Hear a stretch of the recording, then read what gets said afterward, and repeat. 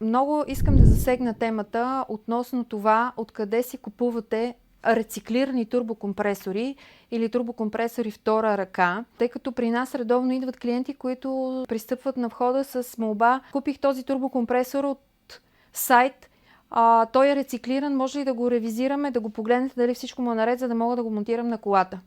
Но в повечето случаи, да не кажа 100%, но 95% от случаите са критични, защото тези клиенти са си купили турбокомпресор за някаква цена, която са сметнали, че им е окей, за да не се вкарват в излишни разходи. И следващите стъпки, които ние предприемаме, са да се опитаме да оправим този турбокомпресор, да го ремонтираме, тъй като те пристигат уж ремонтирани, а в крайна сметка изобщо няма нищо общо с ремонтиран турбокомпресор.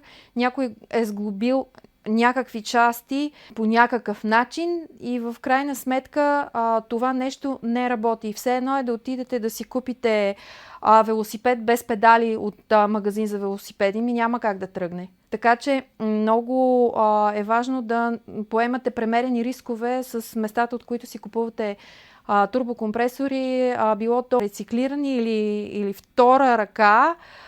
Също така е много важно и с какви части са отремонтирани тези турбокомпресори. В нашия сервис се ремонтира с нови части, които са лицензирани. Тези турбокомпресори, които си купувате от незнайни сайтове, не дават никаква гаранция и всъщност не можете да се оплачете на никой, по-скоро на арменския поп.